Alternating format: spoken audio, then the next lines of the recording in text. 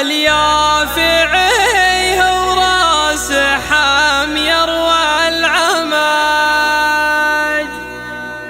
اسأل عن التاريخ وامجاد الجدود في كل حال وكل طاري معتمد. سلطان عرشه تحتشد خلفه حشود.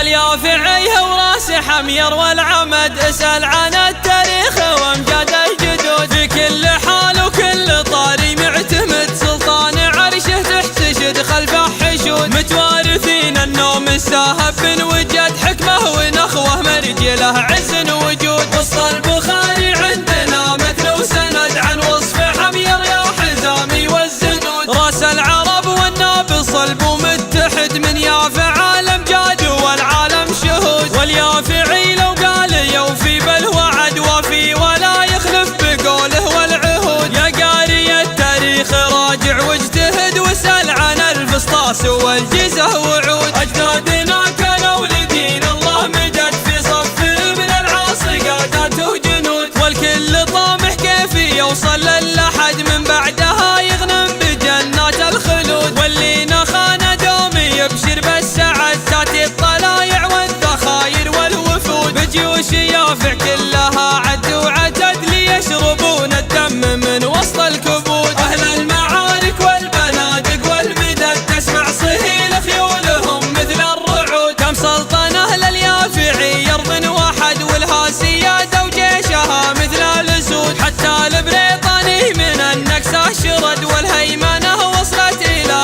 أرض الهنود. يشهد لهم ذا اليوم ميدان العند بجمع جمال أعدائي يبنون السدود. حتى العدو شفته بخوفه يرتعد خايف على روحه وظلمات اللحود. واليافعي ما يمنع حد البلد في كل دولة باتجد لاسمه وجود. فالمجد والطلات وحده منفرد يوجد بكل الأرض ما حده حدود. أمه قبيلية ملايين العدد تفخر بها بدع القصايد والردود. حمير اليافع يعتبر مرجع وجد يوصل ليشجب ابن قحطان بن هود. بقاصر صوب القبايل ينوجد الكل له تاريخ من بعد الجدود. اليافعي هو راس حمير والعمد. اسأل عن التاريخ وامجاد الجدود في كل حال وكل طاري معتمد. سلطان عرشه تحتشد خلفه حشود. متوارثين النوم الساهب بن وجد حكمه ونخوه مرجله عز وجود. وسط البخاري عندنا مثل وسند عن وصف حمير يا حزامي والزنود. راس العرب والناب صلب ومتحد من يافع عالم جاد والعالم شهود. واليافعي لو قال يوفي بالوعد وفي ولا يخلف بقوله والعهود. يا قاري التاريخ راجع واجتهد واسأل عن الفسطاس والجيزة وعود. أجدادنا كانوا لدين الله مدد في صف